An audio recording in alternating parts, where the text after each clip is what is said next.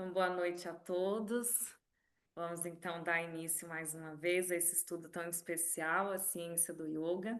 Desde já agradecendo mais uma vez ao Ricardo, né, por toda a disponibilidade em estar realizando esse estudo junto da gente. Então, pedir para todo mundo, quem sentir que pode, né, alinhar a coluna, por gentileza, fechar os olhos um pouquinho. Trazer as mãos unidas na frente do coração, quem sentir. Uma respiração profunda, tranquila, calma e consciente. Vamos trazer toda a nossa atenção para o momento presente. Trazer toda a atenção para o agora.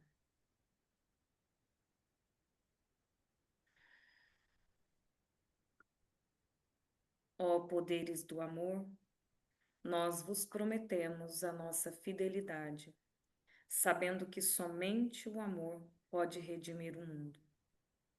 Nós invocamos a vossa bênção sobre todos aqueles que se esforçam para servir-vos. Nós invocamos a vossa bênção sobre todos aqueles que têm de suportar o sofrimento. Que eles possam alegremente descobrir o seu envolvimento em vosso amor, mesmo em meio à sua aflição. Nós invocamos a vossa bênção sobre todos aqueles que intencionalmente infligem sofrimento, que eles possam ser movidos a retornar para vós e servir-vos. Possam aqueles que são a corporificação do amor imortal abençoar com seu auxílio e orientação essa sociedade, fundada para ser um canal para o seu serviço. Possam eles inspirá-la com sua sabedoria, fortalecê-la com seu poder e vitalizá-la com a sua atividade. Namastê.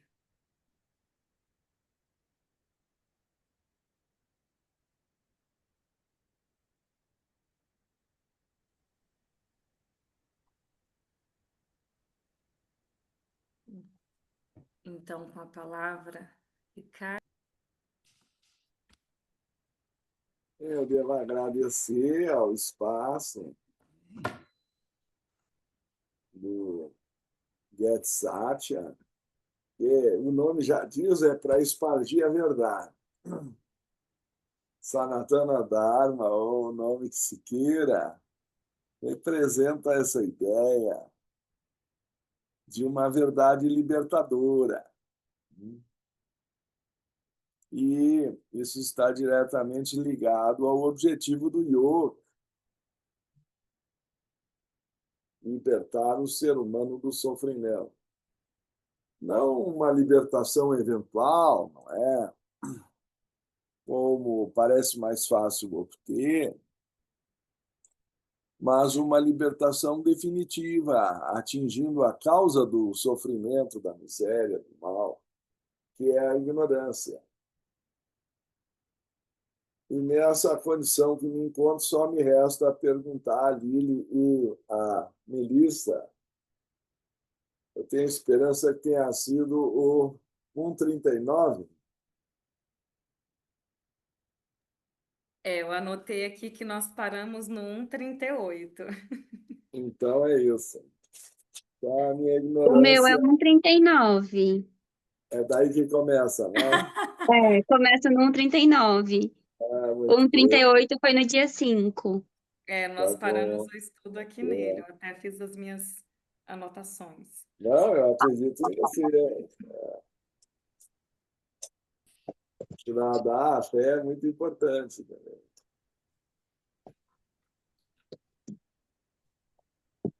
Porque o 139, de certa forma, abrange todos. Tá? E eu acho isso muito interessante porque respeita a natureza de cada um, ou pela meditação que se desejar. Talvez não haja em todo o Yoga Sutra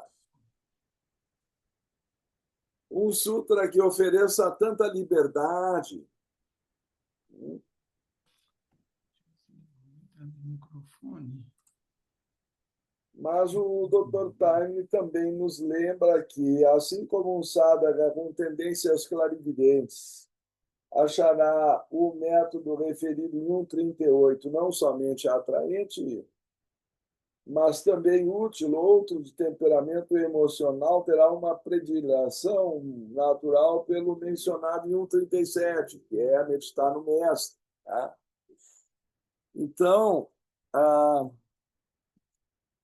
nós não somos feitos todos iguais. Eu diria que mesmo que nós estivéssemos numa escola copista na Idade Média e nos dessem um quadro para copiar, um aluno, por exemplo, poderia querer copiar a Última Ceia de Da Vinci, começando pelos pés de Bartolomeu, o outro pela cabeça do Cristo, o terceiro pela janela ou pela porta. Poderíamos perguntar qual deles está certo, qual deles está errado. Olha, podemos começar por qualquer lugar, se é uma cópia. Tá? Mostra aqui, ó. Desde que a pessoa faça bem feito. Então, de certa forma, nós estamos desenvolvendo qualidades divinas que nós já temos em potencial.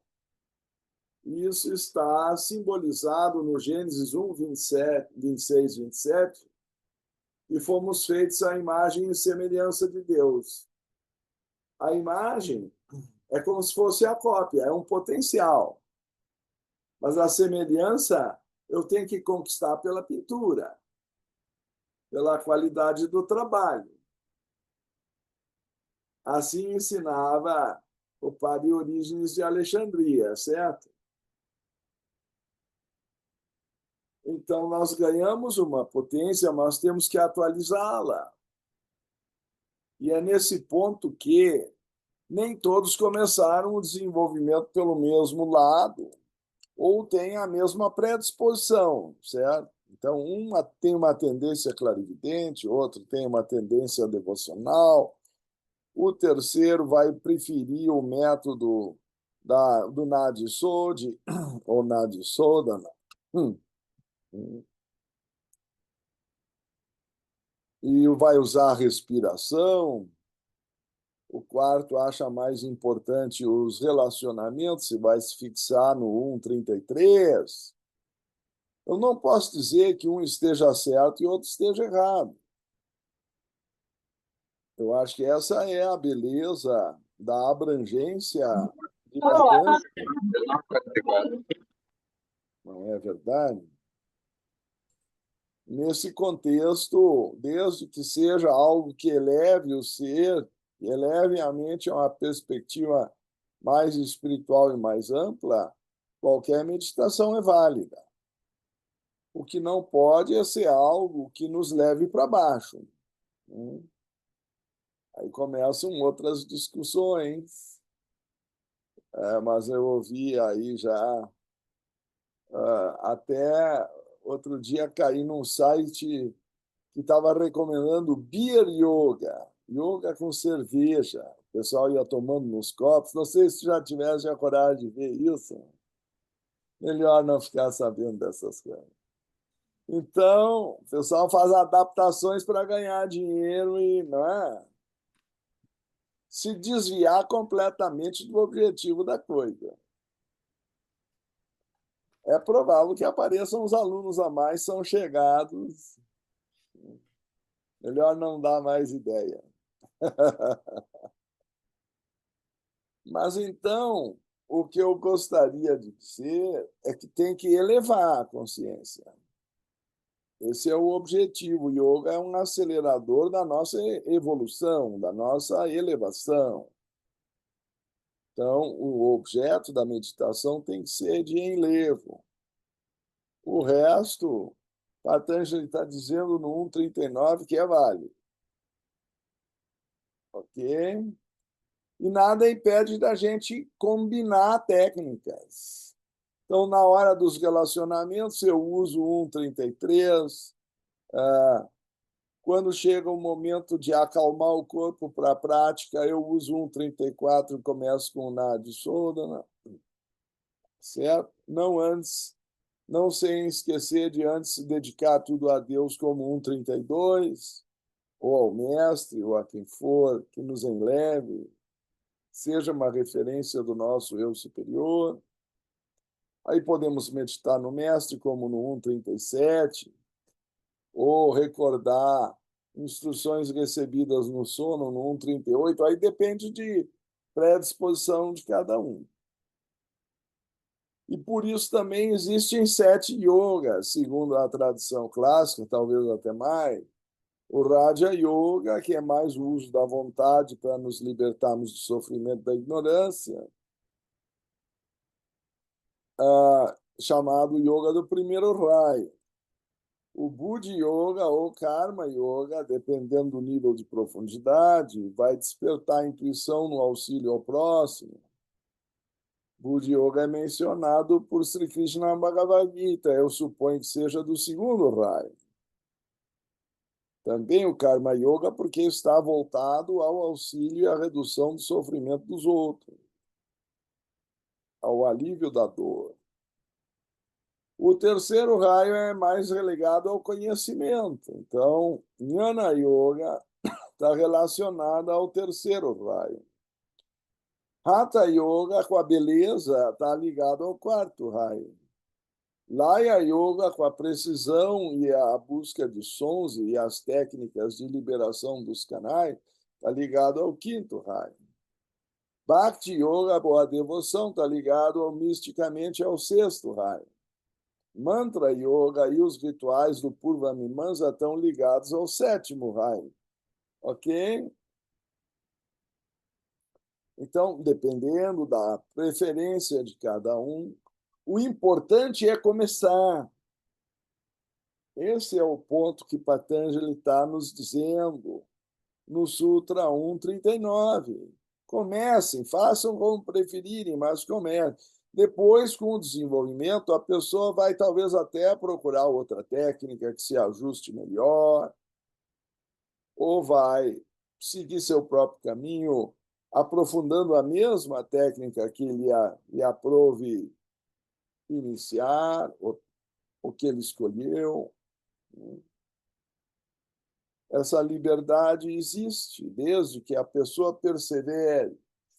Por isso, o único alerta que é dado pelo Dr. Taimni é admissível uma pequena experimentação na seleção do método, mas não tornar-se hábito tentar um método após o outro, pois isso agravará o mal que se procura curar. Né? Qual é esse mal?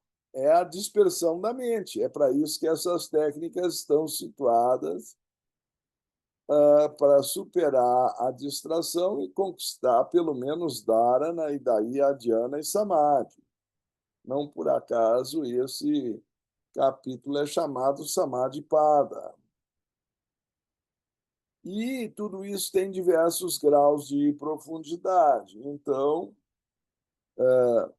o Sutra 140 diz: sua maestria estende-se desde o átomo mais ínfimo até a grandeza infinita. Não sei quantos aqui estudaram filosofia ou leram do cardeal Nicolau de Cusa, A Douta Ignorância, que é uma obra que também se deve recomendar, porque, segundo Blavatsky, era também um iniciado. Qualquer um que ler A Douta Ignorância vai perceber que é uma crítica àqueles que são doutores, mas, no fundo, são ignorantes. Ignorantes da sua própria verdadeira natureza, da sua natureza divina. E ele sugere que se busque a divindade tanto no infinitésimo quanto no infinito. Então, não sei se ele tinha lido o Sutra 140, Mas o fato é que um cardeal na Idade Média teria pouca probabilidade de ter acesso ao Yoga Sutra, eu suponho, né? Não tinha internet, não tinha imprensa. Consegui outro exemplar, os tabletes da Índia, ele teria que primeiro aprender sânscrito. Não sei como é que seria. Se nós nascemos na Idade Média, eu não sei, mas e aí como é que vai se estudar yoga?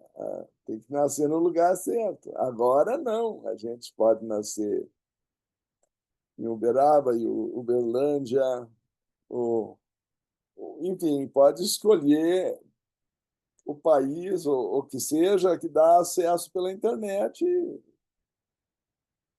Não facilitou bastante? A diferença é que agora não sei se dá valor ao conhecimento, porque são tantas opções e a parte da prática, esse é o grande desafio.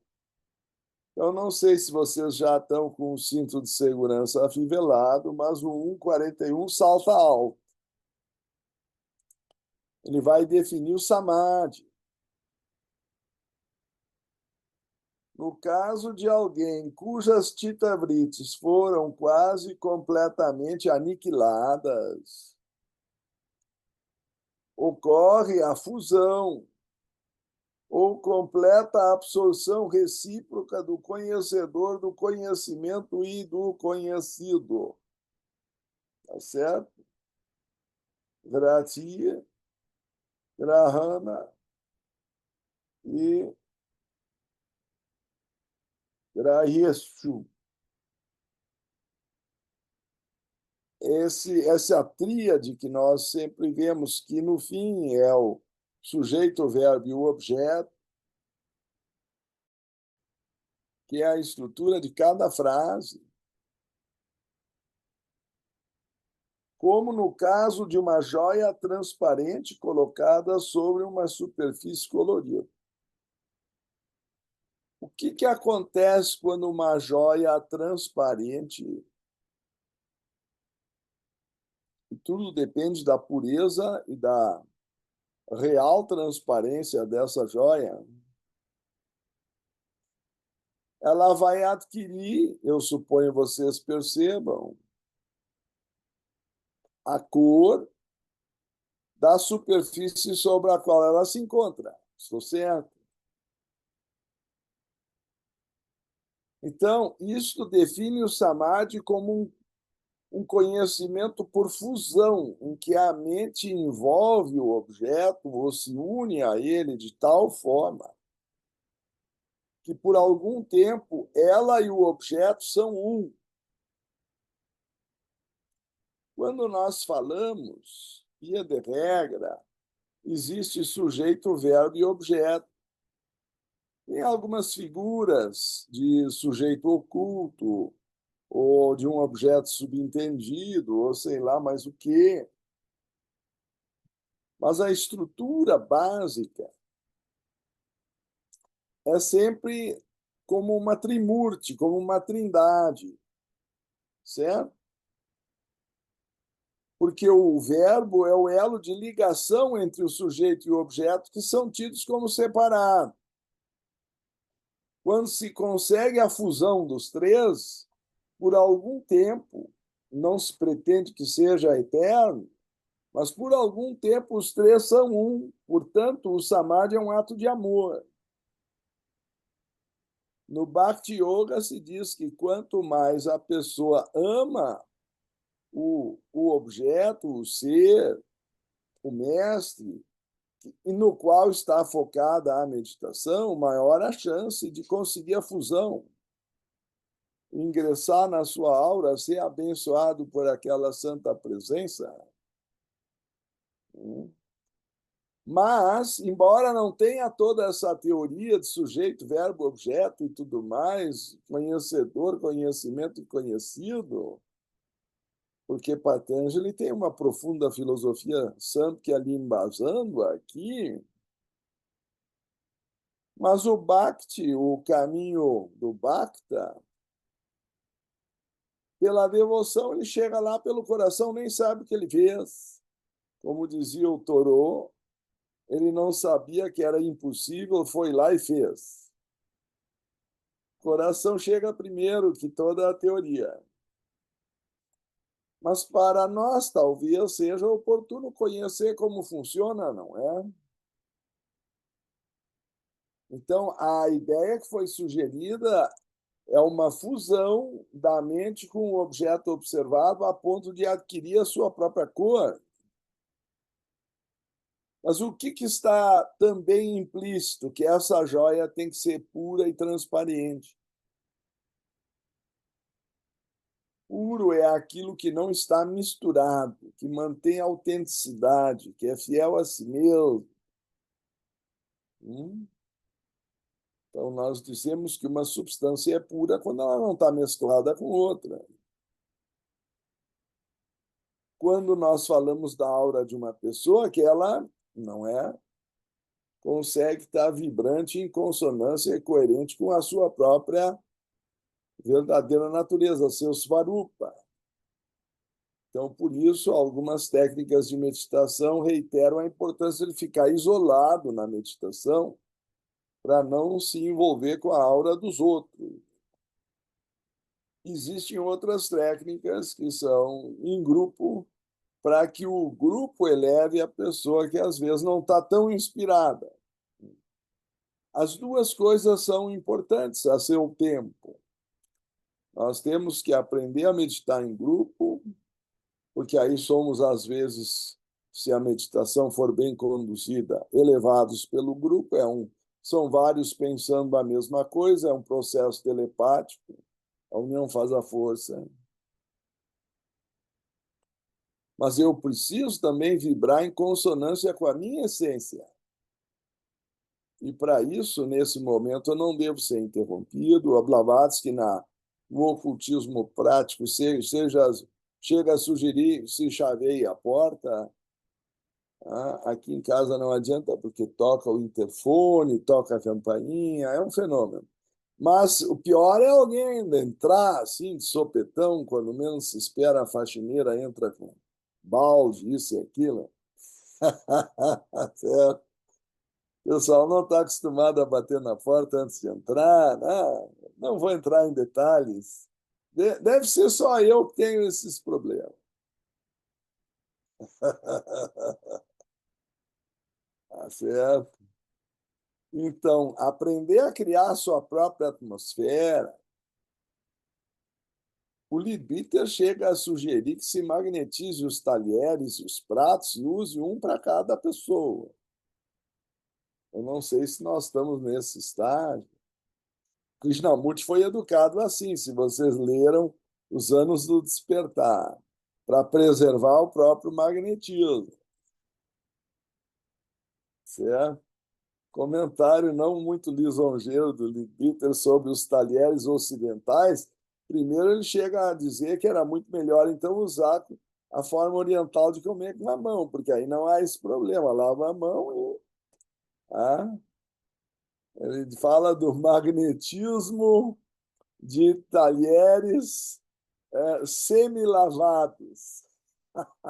Eu acho uma expressão muito engraçada. Se bem que isso tem a ver quando a gente entrar lá em Saucha, que é um dos niyamas, certo? Mas já estou antecipando a ideia de que a pureza é um dos pontos importantes para a mente poder realmente ser fiel à sua própria essência ou poder ingressar sem impureza ou sem interferência naquilo que ela quer observar.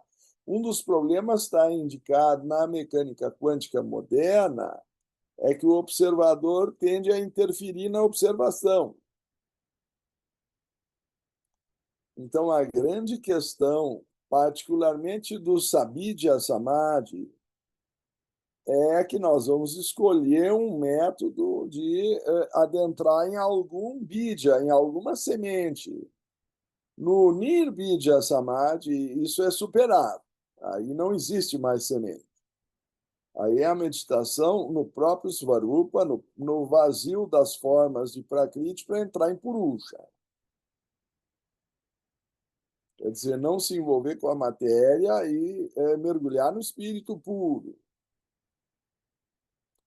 Mas Patanjali, nesse ponto, está a sugerir que a pessoa principiante terá dificuldade de fazer isso. Então, não é por acaso que esse é o Sutra 151. Vejam que nós estamos no 141. Ele vai tentar detalhar estágios intermediários de Sabitya Samadhi e vai deixar o 151, que trata do Nirbidya Samadhi, como o grande finale do Samadhipada. Só tem mais um depois do Nirbidya Samadhi, que é o Dharma Mega Samadhi, ou seja, a própria iluminação, o atingimento do Dharma humano. Suponho que vocês talvez saibam ou lembrem que Mega em sânscrito quer dizer nuvem. Dharma Mega é comparado a um avião que cruza a última nuvem. Outros também falam da chuva de bênçãos que a pessoa acumulou em tantas encarnações e ela culmina recebendo. Mas pela orientação do Sutra 1.17, que está relacionado ao Asampranyata Samadhi no Sutra 1.18, fica subentendido que há um intervalo com o mesmo pratyaya, ou conteúdo da mente, entre um samadhi e o outro, certo? Lembrando que o samadhi é um êxtase por fusão. É disso que estamos tratando no 141. A nossa mente, como uma joia transparente, vai conhecer alguma coisa na essência. Por quê? Porque vai se fundir, porque não vai usar os sentidos. É uma ligação, eu vou chamar assim, de uma forma talvez simbólica, é uma espécie de telepatia com a essência do ser ou do objeto no qual eu estou fixando minha meditação.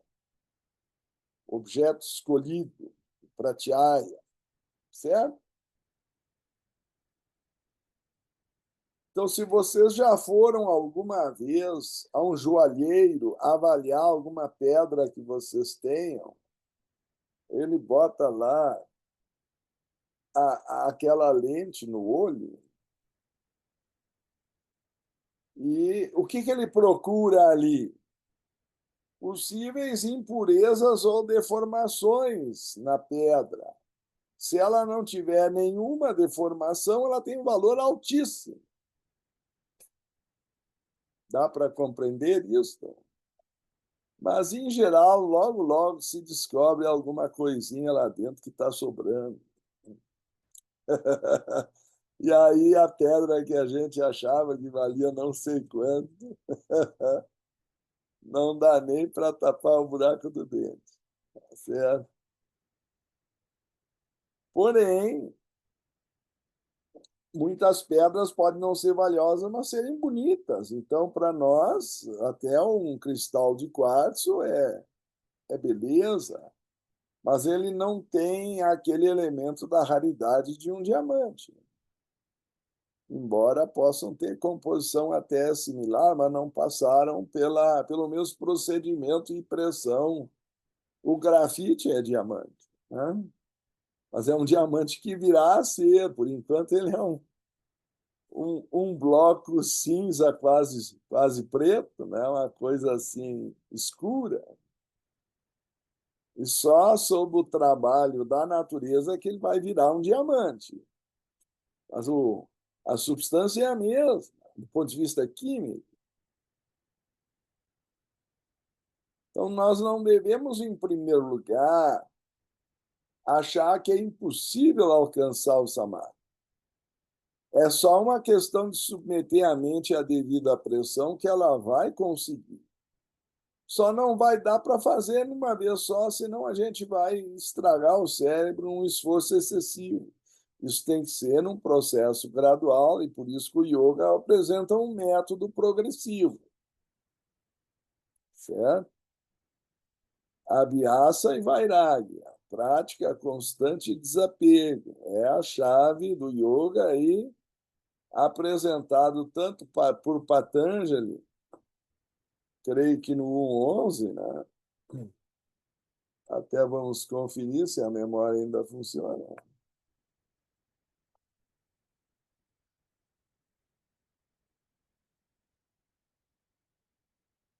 Opa! 1.11 ainda é Smriti, é 1.12. A sua supressão, ou seja, dos chitta-vritis, ou das modificações da mente, é obtida pela prática persistente e pelo desapego. Ok? Então, atingir esse estágio de plena fusão vem depois de vencer todas as distrações. Isso é definido nos Sutras 3.1, 3.2, 3.3, mas eu não quero saltar fora da sequência que nós estamos assumindo. Ok? Mas 3.1, dharana ou concentração, admite que ainda existem distrações ou vikshepas.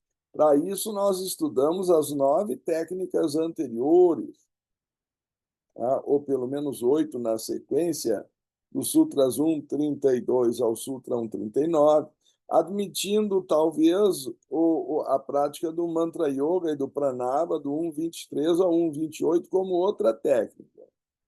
Eu vou mais tarde sugerir uma 10ª técnica, que é o Sutra 2.33. Quando a mente é perturbada por pensamentos impróprios, a constante ponderação sobre os opostos é o remédio. Certo? Fala em japa, vamos ver aqui, e principalmente em bhavanam. Tudo isso faz parte de técnicas que aqui e ali aparecem.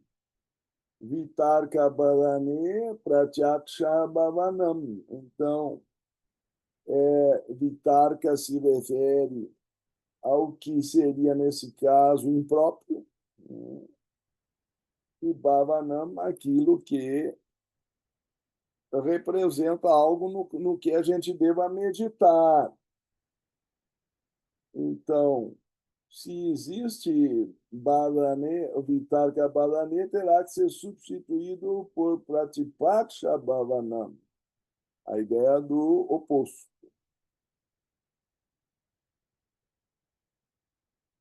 Ora, isto é mais para a prática de yama e niyama quando a mente quer fugir pelos caminhos do desejo, não é? Gosto muito daquela citação, já devo ter citado para vocês, portanto,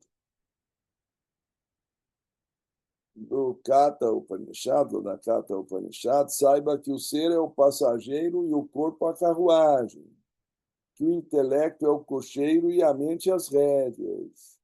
Os sentidos, diz o sábio, são os cavalos.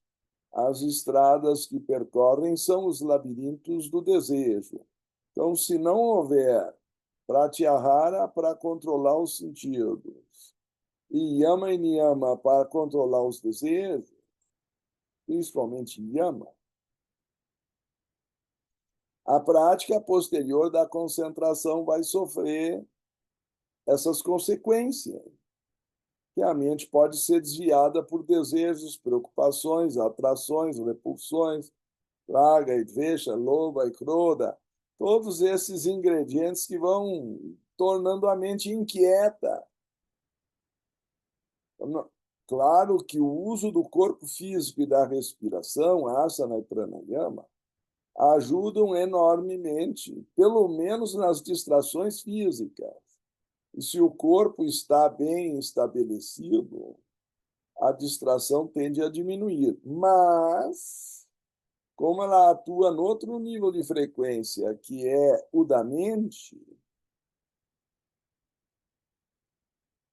não há garantia. Uma pessoa sedada pode estar com o corpo imóvel, ela está com coma induzido. Isso não produzir samadhi algum, certo? Ela está só anestesiada. Então, não vamos confundir os graus de dificuldade. Cada parte do Raja Yoga, cada um dos 8 angas, pretende resolver uma parte do problema. Yama e Niyama resolvem a questão emocional ou astral. Asana, Pranayama e Pratyahara resolvem a parte física ou do sentido. Então, vocês vejam que essa passagem da Katha Upanishad sugere um comboio. Nós não somos uma coisa só, nós temos muitas partes. E para chegar na essência, que é o passageiro, que é o ser, todo o resto tem que estar organizado de tal forma a não oferecer obstáculo. Por isso, nós estudamos no Sutra 1.30 os 9 obstáculos. Eu acho que sempre se deve revisar os 9 obstáculos à prática do yoga. O primeiro é a doença. Se a gente está doente, como é que vai meditar? Não precisa nem ir tão longe, basta estar com sono. Já apaga e lá se foi a meditação. O segundo é a falta de ânimo, né? A falta de prana. Então, ele traduz como languidez. E daí já vem a dúvida, que é um obstáculo mental. Se eu não acredito, se eu não tenho Shraddha, que eu vou conseguir me fundir ao objeto, eu já crio um obstáculo mental à fusão do objeto. Estou certo? E aí nós vamos ter a negligência, a preguiça, a mundanalidade, que muitas vezes é sensorial, e também as ilusões, quando a pessoa começa a achar que viu não sei o quê, que já falou com Deus e etc. Por isso que eu acho que a noção que sugere que vai desde o átomo até o infinito, e em todos esses estágios, né? Há um sutra parecido, suponho, assim me soa, no livro segundo, que é o 2.28, logo antes do método apresentado, os 9 angas no 2.29, que vai indicar 7 estágios. Aliás, é o 2.27.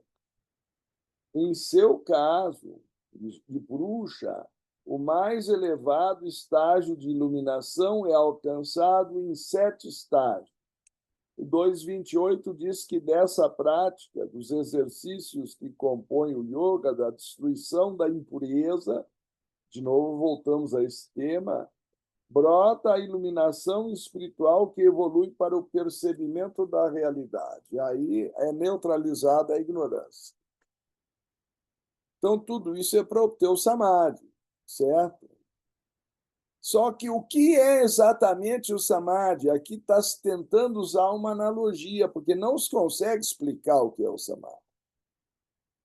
A analogia de ser tão transparente que toma a cor do objeto que está ao redor. Eu acho que eu contei para vocês, até por reflexão, outro dia, não é? Contei para vocês que nós estávamos lá, acho que era no Dia dos Pais, na casa do meu sogro, e, de repente, todo mundo ficou meio cor-de-rosa. Tinha um ipê rosa do lado de fora da casa, e a luz do sol estava tão forte, as janelas também tão abertas para ventilar, que, de repente, sentados à mesa, acho que foi minha filha que perguntou para a tia: ué, mas tu está tão cor-de-rosa, tu andaste pegando muito sol, o que houve?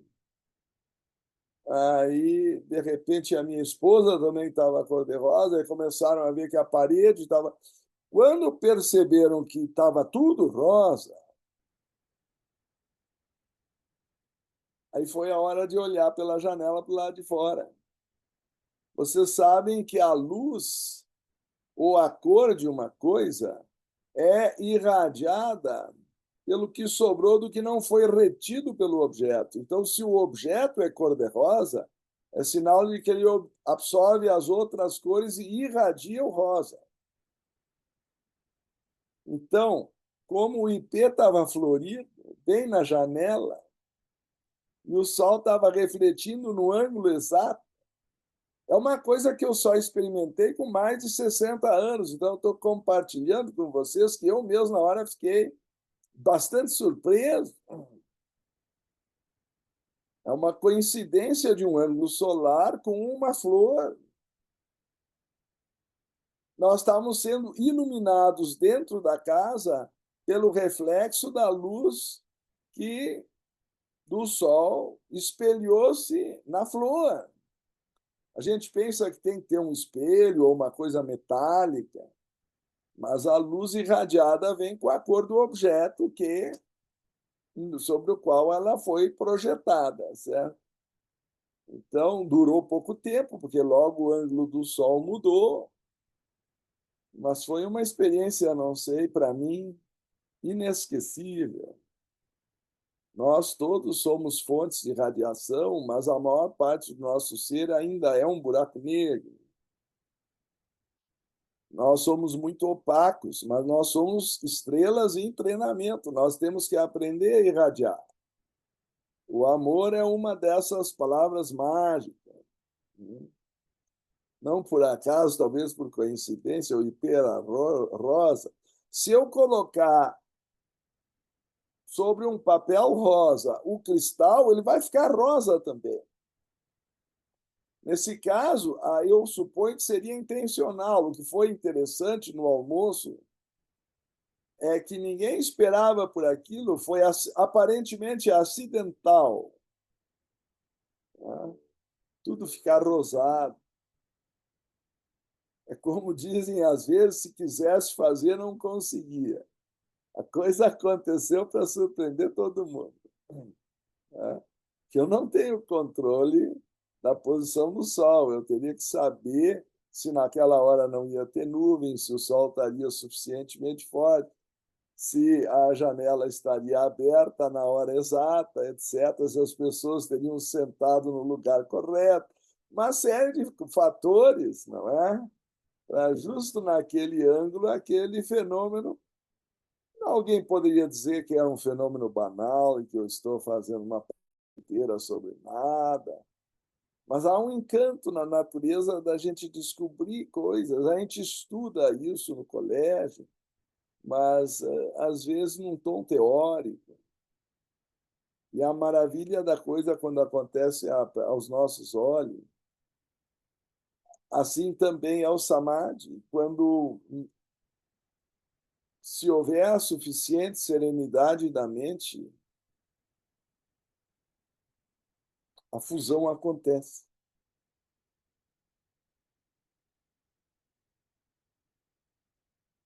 Depois a gente não consegue explicar.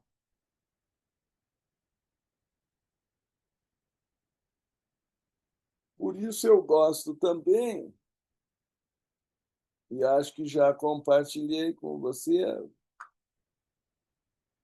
da expressão de Blavatsky na Voz do Silêncio. Eu gosto muito desse shloka, o aforismo 115, porque a mente é como um espelho, cobre-se de pó ao mesmo tempo que reflete. São necessárias as suaves brisas da sabedoria da alma para limpar o pó de nossas ilusões. Procura, ó principiante, fundir a tua mente com a tua alma. Vejam que a palavra fundir, a ideia de fusão, aparece aqui também, bem como de espelhamento. é uma escritura mais de tônica budista, mas vocês sabem que o budismo é uma reforma do hinduísmo, sendo o yoga talvez sua parte central. O yoga é a grande prática de todos os 6 darshanas, particularmente do Samkhya, que é o darshana ou filosofia, ou ponto de vista mais antigo da Índia. Então, a beleza desses estados de consciência, ela não pode ser descrita. O que o método tenta fazer é nos levar gradualmente a essa serenidade. Por isso, não é suficiente a prática constante ou a abhyasa. É necessário desapego para que a mente possa serenar. Se a mente ficar ansiosa com o resultado, ela estraga o próprio processo. Tá certo? Eu também gosto da passagem respectiva do mestre Kuthumi, que sugere numa das cartas que é importante que nós não fiquemos demasiado excitados com a busca do resultado. Uma coisa é ter a seriedade de buscar e praticar. Outra coisa é ficar ansioso, né? Porque daí nós vamos perder o equilíbrio necessário para os estágios mais profundos da meditação. Então, é aquela grande questão de, por um lado, fazer e, por outro lado, renunciar ao fruto da ação. Faz sentido?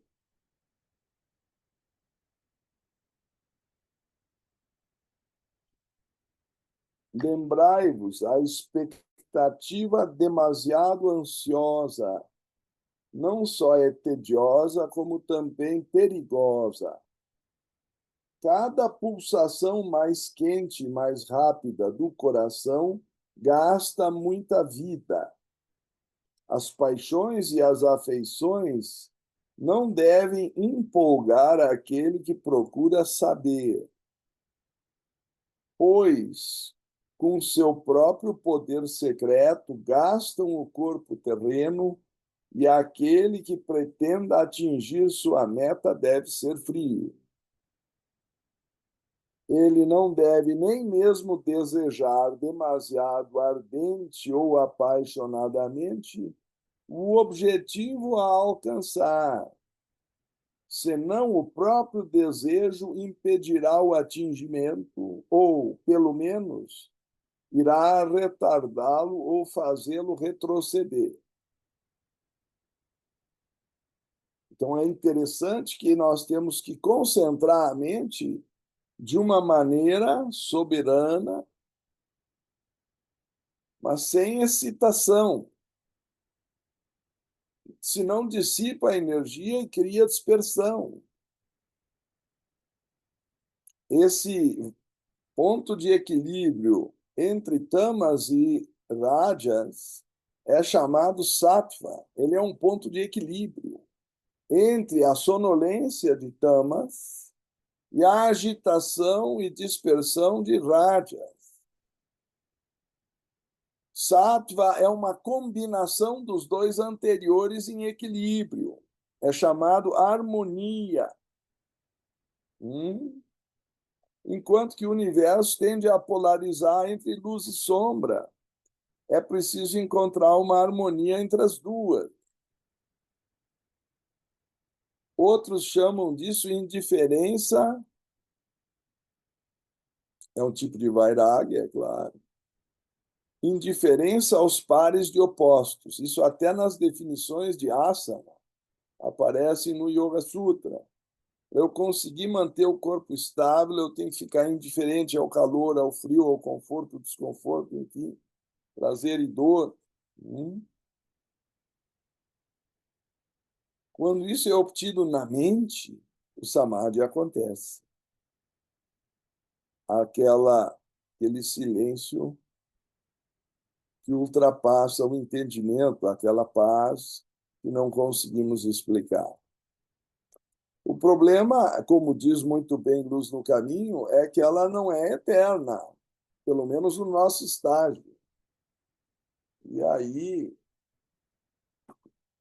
pode até surgir o nono obstáculo, chamado instabilidade, de ter experimentado e aí para ficar agitado por querer de novo. Aí começa a atrapalhar.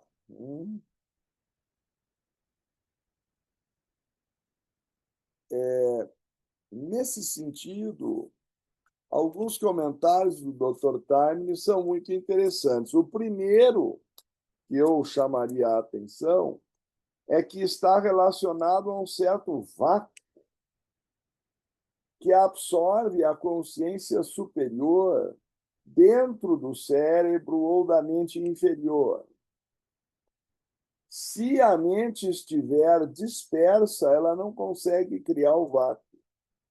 Se ela dormir, também foi tudo para o tal do beleléu. Não sei se vocês conhecem a definição do beleléu dada pelo Luiz Fernando Veríssimo. Deus o tenha em sua glória. Eu acho muito interessante. Ele diz que o beleléu é um lugar indefinido e indeterminado, onde o diabo perdeu as botas, depois de onde o diabo perdeu as botas, e no raio que o parta, onde nenhum dos matos tem cachorro e todas as vacas foram para o breve. Então, aí já era. É muita criatividade. Mas, enfim, o ponto é essencial de conseguir deixar a mente serena e se fundir ao objeto. É um ato de amor mental que implica uma certa fidelidade. Ele tem que se desprender de todo e qualquer outro interesse. Assim como o amor parece só ser verdadeiro quando ele é fiel, eu acho que eu não preciso argumentar sobre isso, espero, porque é só aí que vai haver uma plena fusão. Assim também funciona essa mente completamente desapegada de qualquer outra preocupação ou interesse, salvo adentrar a essência do objeto escolhido para a meditação.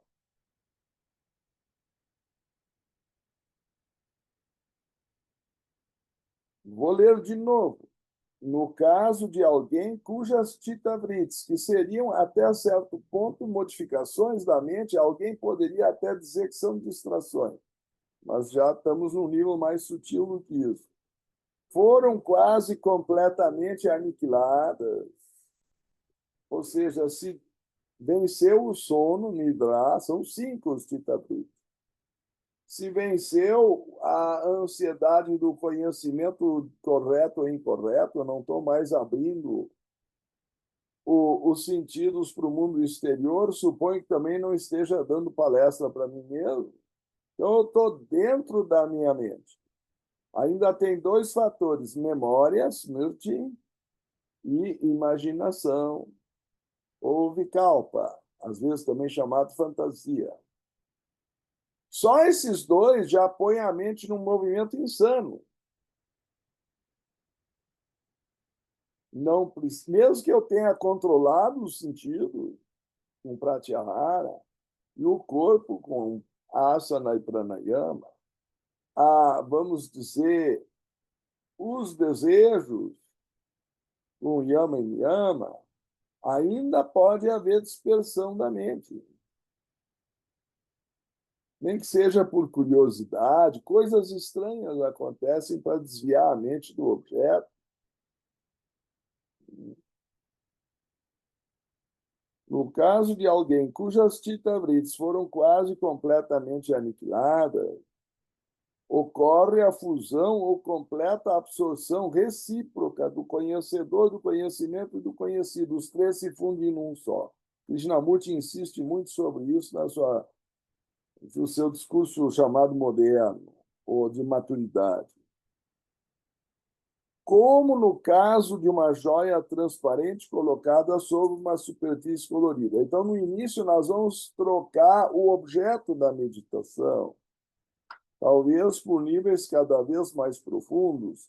Isso ainda é chamado Sampranyata Samadhi, Vitarka, Vichara, Ananda e Asmita.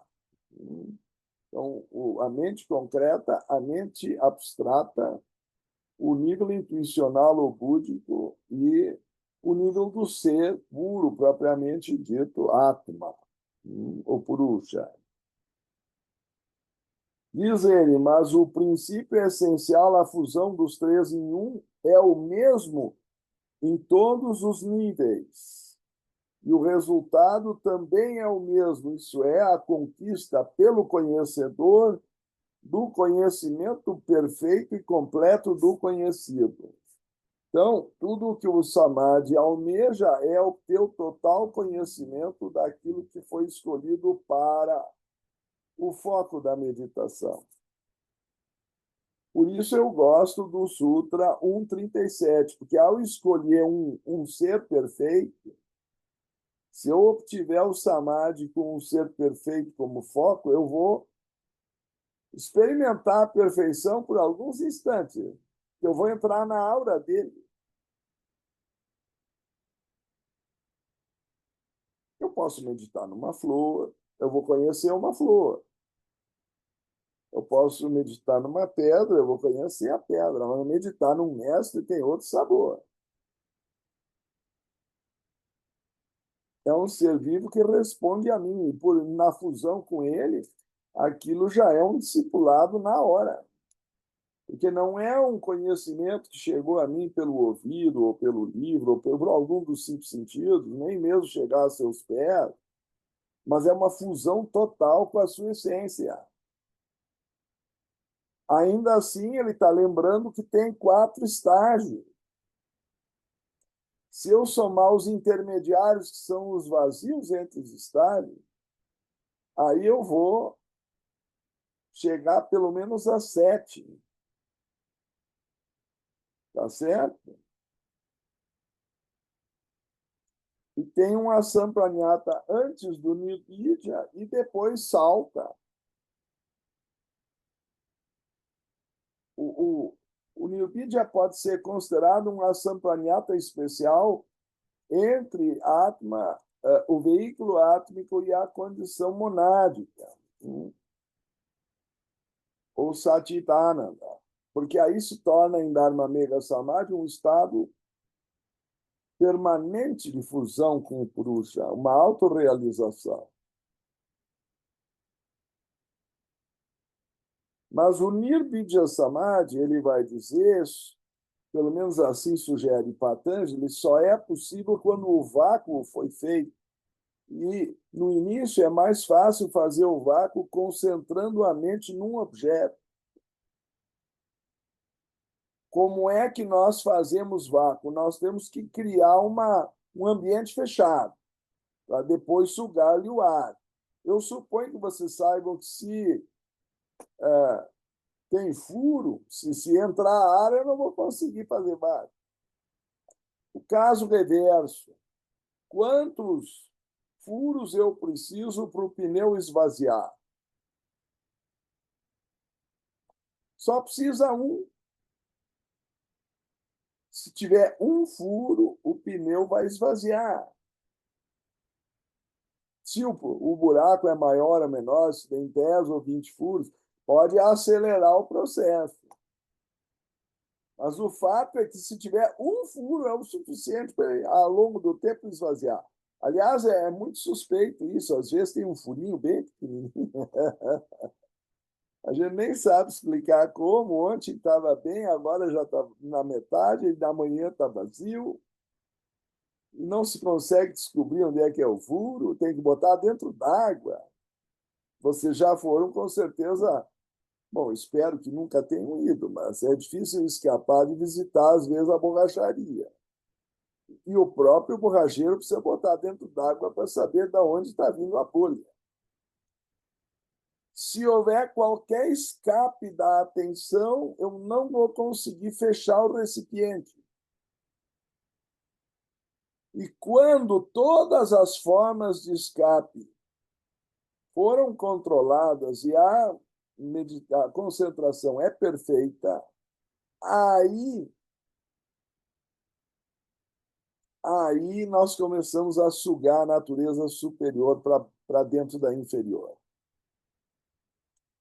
Aí começa a se dar o milagre da fusão com estados superiores de consciência.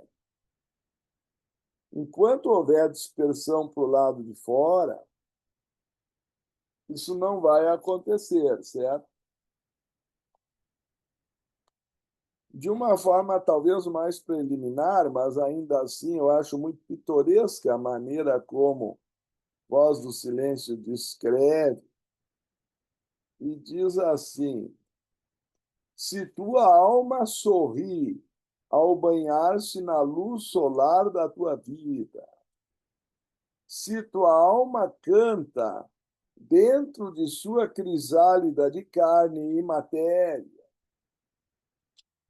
se tua alma chora em seu castelo de ilusão, um castelo de areia, se a tua alma se esforça por romper o fio de prata que a liga ao mestre ou ao eu superior, sabe, ó discípulo, que a tua alma é da terra, não está pronto.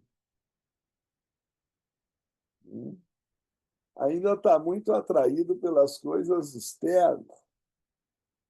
Aí a ligação com a essência do ser não é possível, porque não se criou o recipiente suficientemente hermético para produzir vácuo e atrair o que é superior. Ainda está muito interessado com coisas externas e inferiores. Não estou fazendo aqui nenhuma crítica ou juízo de valor, estou fazendo uma análise racional. Se eu quero produzir vácuo, eu tenho que fechar primeiro, aí eu esvazio o recipiente e aí ele produz vácuo. Então, uma maneira é entender que nós nos amoldamos ou fundimos, né? Mas outra maneira é entender que nós criamos uma ventosa que gruda no objeto observado e conhece a sua essência, suga a sua essência.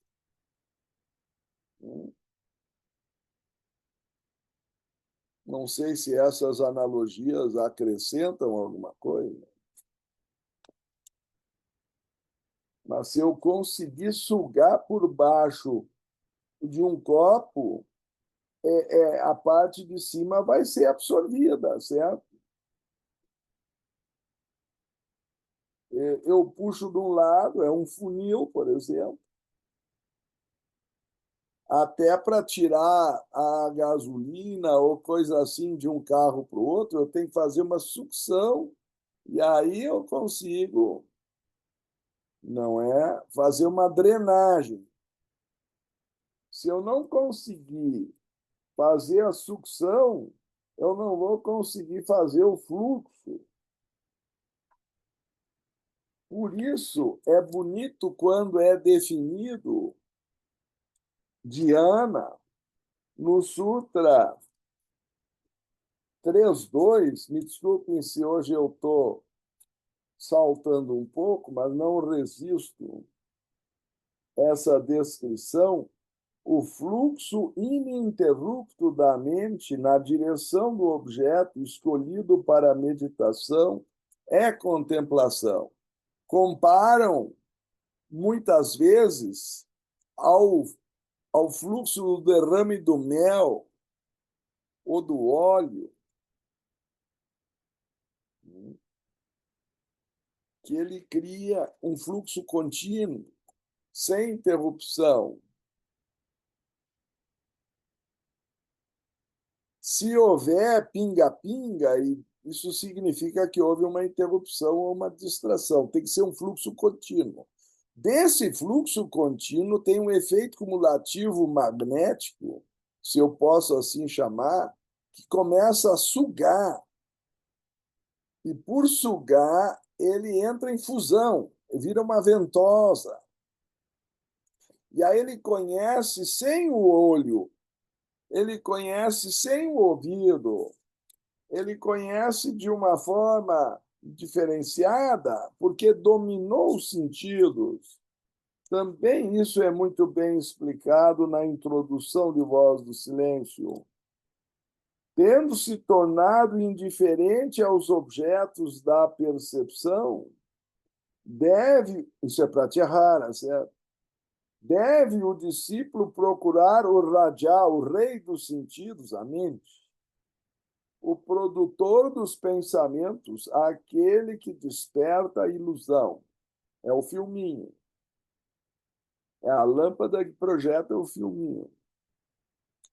A mente é o grande assassino do real, que o discípulo mate o assassino. Quer dizer, eu preciso ficar indiferente aos objetos externos e controlar o fluxo interno.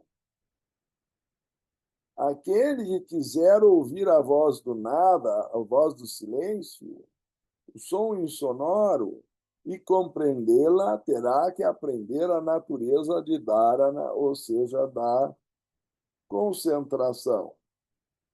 Porque quando para si mesmo a sua própria forma parecer irreal, como o parecem ao acordar todas as formas vistas em sonhos, é a diferença entre sat e asat, entre o real e o irreal, quando deixar de ouvir os muitos, e poderá perceber o uno, o som interior que mata o exterior, a paz que ultrapassa o entendimento. Só então ele abandonará a região de Asat, o falso, para chegar ao reino de Sat, o verdadeiro. Antes que a alma possa ver, deve ser conseguida a harmonia interior e os olhos da carne tornados cegos a toda ilusão. Antes que a alma possa ouvir a imagem, o homem tem de se tornar surda aos murmúrios e rugidos, aos bramidos dos elefantes em fúria, como ao prateado sussurro do pirilampo de ouro. Quer dizer, tem toda uma poesia na voz do silêncio. Antes que a alma possa compreender e recordar, ela deve primeiro unir-se ao falante silencioso, como a forma que é dada ao barro se uniu primeiro à mente do ceramista. A ideia da união ou da fusão aparece aqui de novo, porque então a alma ouvirá e poderá recordar-se, e ao ouvido interior falará a voz do silêncio. Então, isso é o acesso ao eu superior, esse é a ativação do antarakarana, do órgão interno, da causa interna, que toca a nossa natureza imortal, que abre caminho além do cérebro para a consciência tocar níveis que estão além da morte. Alguns chamam de consciência extracerebral, êxtase, é isso. Samadhi geralmente eu acho oportuno traduzir por êxtase. Então, Primeiro é preciso a concentração nos objetos, depois a renúncia a eles para chegar no vazio. Sei que alguns querem queimar a etapa. Será que realmente estão meditando no vazio ou estão se deixando levar pelo sono ou pelas ilusões? Essa é a pergunta. E assim, o Sutra 141 fala de se colocarmos uma pequena peça de pedra comum sobre uma folha de papel colorido, a pedra não será de modo algum afetada pela luz colorida proveniente do papel, porque ela é uma pedra opaca. Eu tenho que tornar a mente pura e transparente. O grau de absorção dependerá da transparência do cristal e da ausência de defeitos ou impurezas em sua substância. É isso que o joalheiro vai tentar medir com as suas lentes, para dar os quilates do diamante. Um cristal de perfeita transparência, sem defeitos internos ou cor, tornar-se-á tão completamente assimilado ao papel a ponto de quase desaparecer em meio à luz que ele emite. Então, vocês vão ver que uma característica do samadhi é que a gente assume plenamente, pelo tempo que durar o samadhi,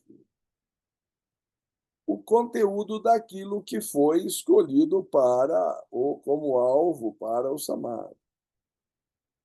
Por isso que, se eu meditar no mestre, eu me torno um mestre por alguns instantes, ou, sabe lá, por horas, o suficiente para eu nunca ser mais a mesma pessoa. Claro que eu vou voltar do primeiro samadhi, que eu não vou aguentar permanecer lá por muito tempo. O cérebro cansa, mas ele cansa, ele larga de boa vontade, porque ele está tão satisfeito, tão alegre, que ele não fica possessivo. Ele está pleno. E daí surge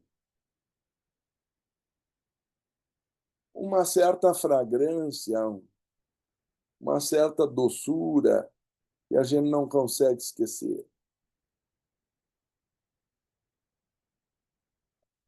Então, eu não sei se já falei demais aqui, se há perguntas ou considerações.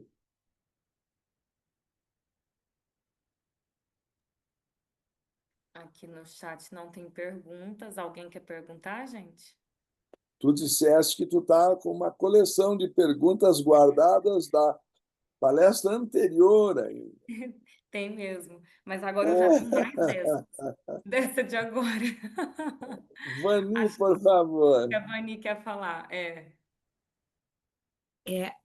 não, eu estava o outro dia fazendo uma comparação com o mito de Platão. Eu posso dizer que quem está enxergando as sombras é a mente, Claro, e que na hora que eu paro, silencio a mente, é onde eu vou cair fora da caverna? isso. A sombra é uma projeção.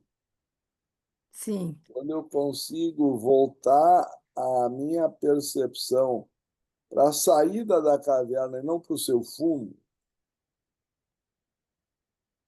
aí eu vou encontrar a luz que projetou, eu vou encontrar a lâmpada que projeta o fio. Então, sim. enquanto a mente está voltada para o lado de fora, ela vive de projeções que ela mesma cria.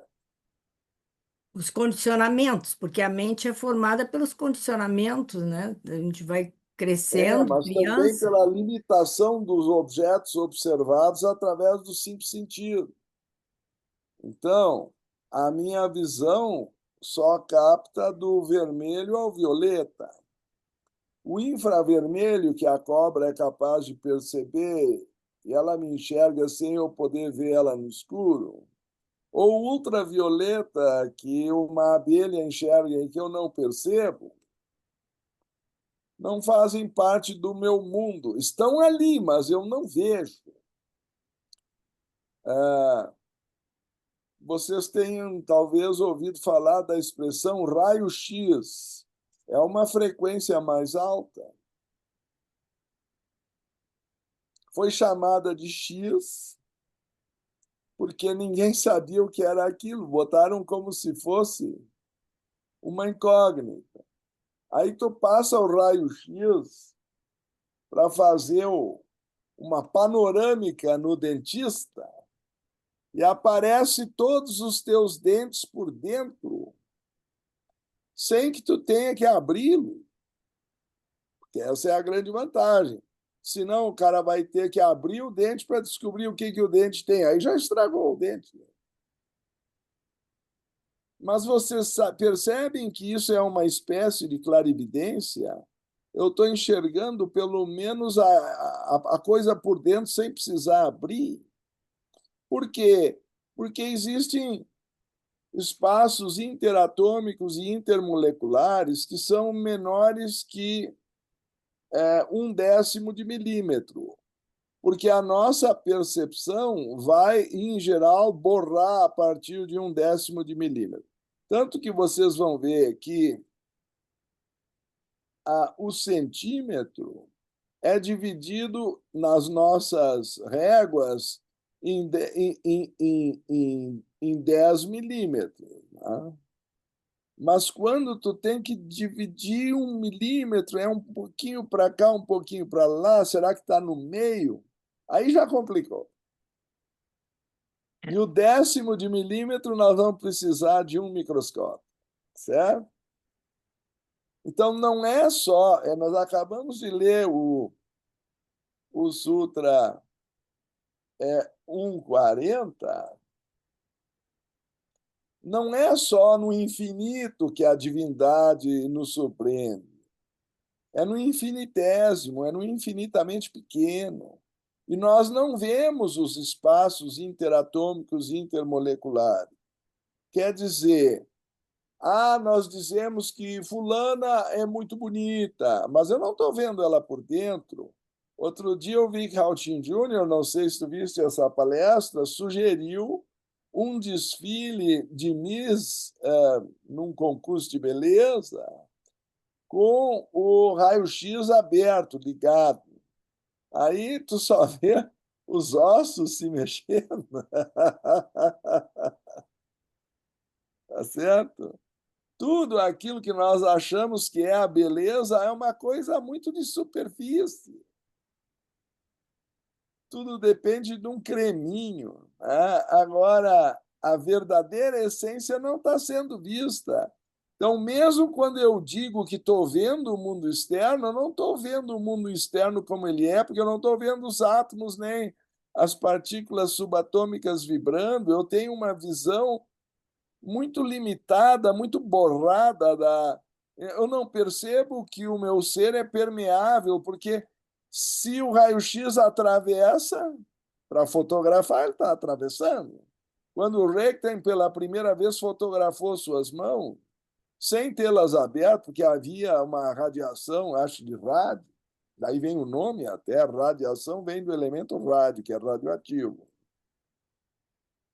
E ele não sabia explicar aquilo, mandou a foto para vários colegas, acusaram ele até de bruxo. E aí, como ele não sabia explicar, ele deu o nome de raio-x. Bom, tem uma coisa aqui que irradia que eu não sei o que é. E assim foi a ciência tateando. Hoje nós não damos muita importância, porque se tornou banal tirar um raio-x, vai lá, bate uma chapa, né? Já caiu no popular. Mas é um milagre que nós não percebemos,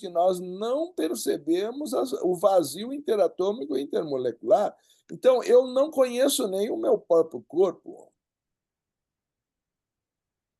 que dirá o dos outros, das coisas em geral. Senão eu perceberia o envelhecimento dia a dia e eu não ia me surpreender quando a morte ocorresse. Mas nós passamos a vida fugindo da morte e não querendo ouvir falar do assunto. Não sei se eu devo contar, mas outro dia eu fui num.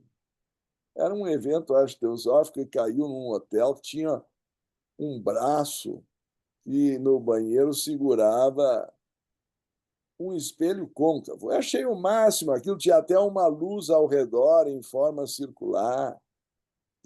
Consegui fazer a barba com uma precisão, nunca enxerguei tão bem. Aí eu fui falar para minha esposa, quase apanhei. O quê? Não me fala daquele... Não me fala daquele espelho. Ela queria quebrar aquele espelho. Deixa para lá. Porque ele mostrava coisas que eu suponho que ela não queria ver, né? Será que nós gostaríamos de ter essa visão raio-x que enxerga? O Buda tem uma expressão no Dhammapada e no Ataka que pode não parecer muito atrativa ou mesmo elegante, mas ele diz que os nossos corpos são sacos de excremento. É? Mas nós Não deve estamos ser muito. nada bonito. Nós só enxergamos por fora. Mas quando um mínimo de clarividência etérica aparece, eu começo a enxergar o que tem lá dentro. Será que nós queremos enxergar isso? Todas essas ilusões que nós temos começam a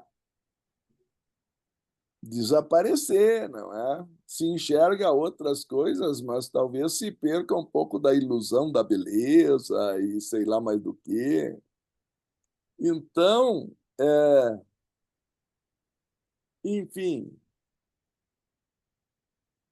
grande parte do mundo gira em torno disso, né? Porque da atração física vem o amor, o sexo, a família, enfim.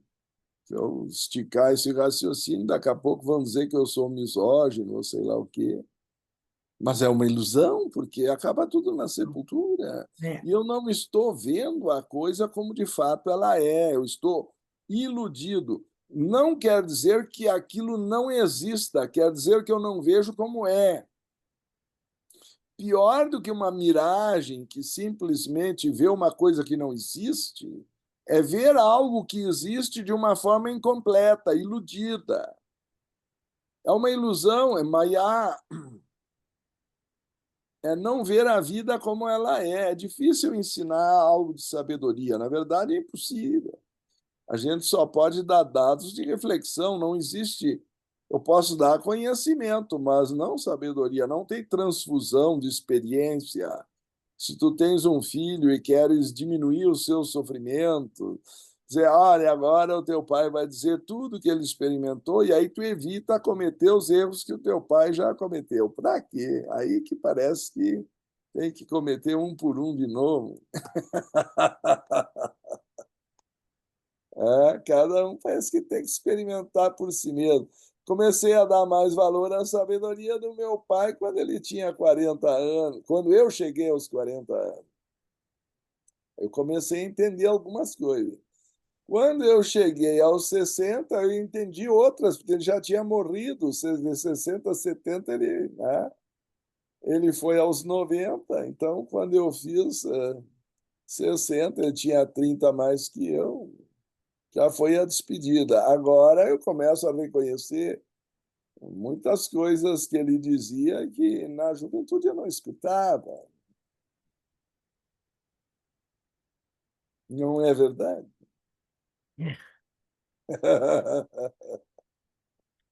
Então, lembrem, não é que a coisa não exista, porque tem gente que acha que diz irreal é como se não existisse. Não é uma boa interpretação.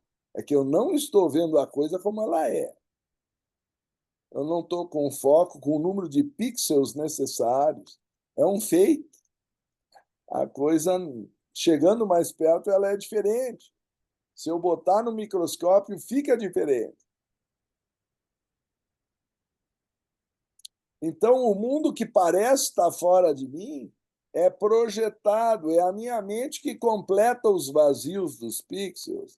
e dar colorido, etc., numa coisa que é preto e branco, certo?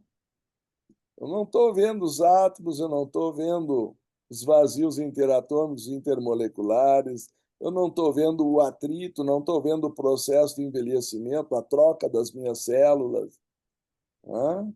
Aí, de repente, o cabelo está branco. Ué, que gozado isso. Outro dia eu assisti a minha esposa vendo umas fotos. Naquela época o teu cabelo não tinha essa cor. E ainda dando a entender que eu tinha cabelo. Né? Então, é outra pessoa ou é a mesma? Essa é a pergunta que fica. Um dia tu olha no espelho e não te reconhece. E agora? Quando pegam tua carteira de identidade, mas é o senhor? Quando começam a duvidar da tua carteira de identidade, aí bom, agora eles botaram validade a cada 10 anos já por causa disso. E não faz muito o passaporte, era 5 anos. Porque a pessoa muda. Mas será que muda a pessoa ou só a sua casca, a sua máscara? Porque o verdadeiro ser, que é a Atma, é imutável. Isso é difícil de compreender. Então, a Só grande pergunta muda, é: quem sou eu? só muda a casca, né? Isso. Mas descobrir quem é a lâmpada, essa é a grande pergunta. Kohan, quem sou eu? É a essência da técnica de Sri Ramana Maharshi, o Mahayoga Vichara. É derivado do net-net, eu não sou isso, eu não sou aquilo. É o coração do Vedanta, é fazer essa pergunta, porque Atman é Brahman. No caso de Patanjali, ele vai tentando conhecer a essência dos objetos até que ele tenta conhecer o conhecedor. Nirbidya Samadhi é a última pergunta.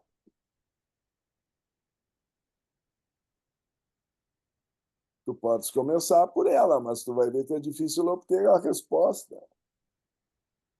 Essa é a questão. Mas ele diz que se deve usar a pergunta como um pedaço, um galho com o que se cutuca a chama na pira funerária. Ele está comparando lá com o Ganges, né? As margens do Ganges, Varanasi. Mas, ao final, o próprio, a própria estaca que tu está usando para cutucar a pira funerária acaba pegando fogo e ela se consome junto. Então, ele diz que se a pergunta é feita insistentemente, ela mesma se reduz a zero. Mas aí o ser brilha.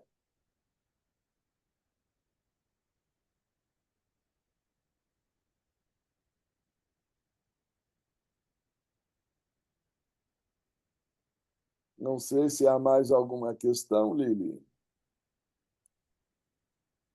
Ricardo, eu só quero fazer um comentário aqui. Talvez você possa me ajudar, assim. Desculpa mais uma vez as minhas perguntas infantis, é porque eu tô longe do Samadhi. Vem aqui.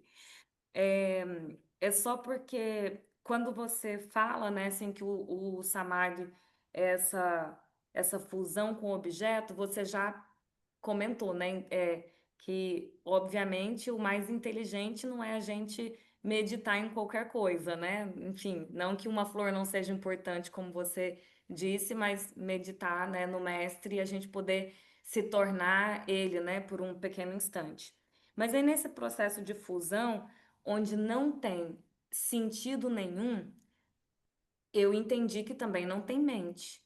Então, se não tem essa mente julgadora, quando você chegou nessa parte do vácuo, aí eu já pensei, então a Atma tomou conta. O que que aconteceu para chegar nesse lugar assim né, desse lugar do conhecedor, do conhecido, do conhecimento, se tornar uma coisa só e não ter essa participação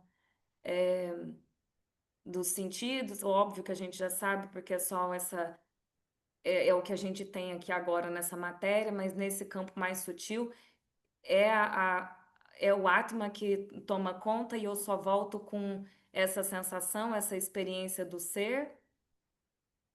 Como é que funciona esse lugar Entre do um lá? pensamento e outro existe um vazio. Essa é a teoria dos kshanas, dos Uhum, momentos do tempo. Quando tu vês uma ampulheta de areia, vai caindo um grão depois do outro. Há um vazio entre um grão e outro. uhum. Que é, Quando é o negócio do Pratilaya que é, faz. aquilo é Tanto que daí pulsante, uhum, uma sucessão de quadros no filme só dá ilusão de continuidade se ela passar a menos de um décimo de segundo, de um quadro para o outro. Aí tu tens uma ilusão de continuidade, porque a memória residual da retina ainda retém o objeto anterior por um décimo de segundo. Se tu fechar os olhos, tu continua por alguns instantes enxergando a última coisa que tu viste.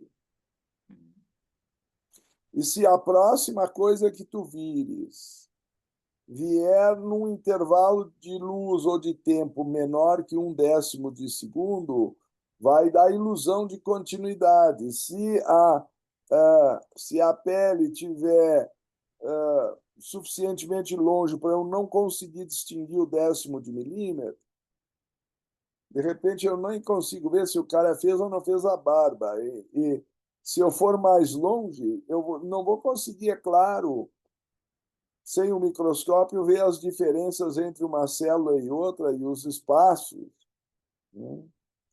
Aí, se tu chegar mais perto, tu vai ver todos os ácaros.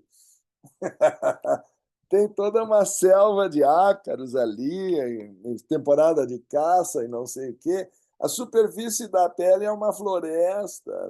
Então, é muito difícil de tentar explicar o que eu estou vendo e o que eu estou deixando de ver. Então a mente cria uma abstração e diz aquilo ali é o Ricardo, mas o Ricardo não conhece a si mesmo. Ele está ali com uma figura que ele criou de si mesmo, se chama Asmita. Eu sou aquilo, eu estou identificado com uma imagem. E no teatro greco-romano, persona, de onde vem o som. Então eu crio um personagem de mim mesmo. E esse personagem sente orgulho de si, não gosta de ser ofendido. E ele tem uma série de ilusões. Ele se acha, sabe como é que é? E, e impede a gente de amar, porque ele cria uma barreira. É tão fácil ver como as crianças fazem amizade por nada. Eu sempre cito a explicação da minha filha. A gente pergunta o nome da pessoa e depois pergunta: quer brincar? Pronto, se está brincando, já é amigo. É tão fácil para uma criança. E nós temos tantos mecanismos de defesa e não queremos nos abrir para qualquer pessoa. Temos, bom, o jeito que está até o nosso celular infestado de golpe, a gente não pode deixar aberto que já querem a nossa senha, o nosso. Aparece golpe de tudo para entrar no nosso conta bancária. Enfim, a gente, ao ficar adulto, vai ficando defensivo. Aí, de repente, quer ter um êxtase com o mestre. Mas a mente está fechada. Ela não abriu o espaço. Não sei se isso ajuda. ajuda. Ajuda a ter essa visão um pouco mais distante. Mas é como você falou e eu anotei, nós somos estrelas em treinamento. A gente primeiro precisa aprender a irradiar, né? Isso. É isso. Muito O bom. Krishnamurti fala também, né, que a gente tem que morrer, né? Que a gente precisa. Eu fico imaginando assim, se eu for meditar e pensar que eu tenho que meditar, que eu tenho que chegar, se qualquer pensamento que eu tiver, eu já vou barrar tudo. Por tem que isso que a praticamente pergunta morrer. quem sou eu é uma retropergunta. Ela questiona o próprio pensamento. Exatamente, é. Porque o pensamento ele tem que ter um pensador. É, Então, quem é o pensador? Pronto, aí já deu. tu dá o bug, tu bota em looping o sistema. E aquela continuidade da imagem é questionada. Aquele Matrix começa a ficar sob suspeita.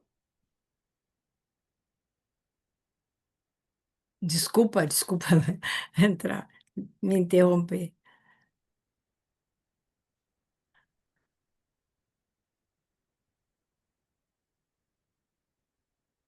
Então, Lili, eu acho que tu podes fazer o convite para o mês de novembro. Sim, então a gente já deixa o convite para todo mundo para 7 de novembro participar do nosso Get Satya no mesmo horário das 19h30. Compartilhem, né, esse convite com as outras pessoas também, porque esse estudo ele é tão enriquecedor. Quando eu vejo a hora, eu falo, já está acabando, não é possível. E então, assim, mais pessoas merecem, com certeza, receber esse conhecimento. Então, fica aí o convite para vocês que estão vendo a gente aqui no presencial, hoje, e para todos que assistirem as gravações também. Tem muitas pessoas que têm acompanhado pelas gravações, a gente sempre recebe notícias. Então, todo mundo convidado. Gratidão, Ricardo, mais uma vez por toda a sua disponibilidade, pelo partilhar do seu conhecimento. Às vezes a gente vê que, assim, em todo esse processo, assim, o quão grandioso é essa partilha que você faz com a gente. A gente ainda tem muita coisa para chegar a ser um Ricardo Lindemann. Então, estamos aí nesse caminho, assim, devagarzinho, mas muito gratos, assim, pela sua partilha, por tudo que você tem, trazido aqui para a gente nesses estudos. Vou te pedir para fazer um encerramento, então, antes que comece a aparecer mais algumas ilusões. Tá bom. Então vamos alinhar a nossa coluna conforme cada um pode. Quem puder fechar os olhos, trazer as mãos unidas na frente do coração, esvaziando os nossos pulmões, para que a gente possa encontrar um pouquinho mais essa força de apana, do centramento, da quietude. Inspirando profundo, calmamente, tranquilamente, harmonizando a nossa mente, o nosso sistema nervoso.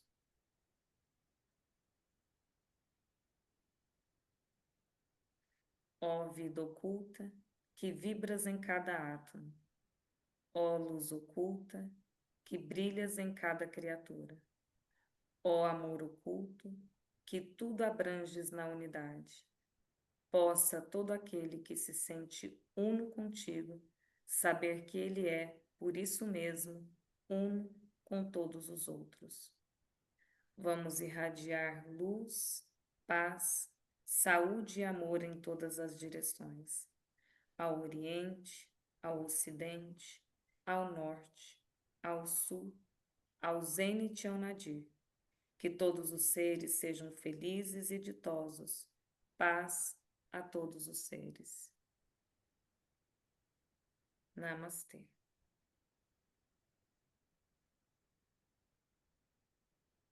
Boa noite, Ricardo. Boa noite a todos. Namastê. Boa Até dia noite. 7 de novembro. Gratidão. Boa noite.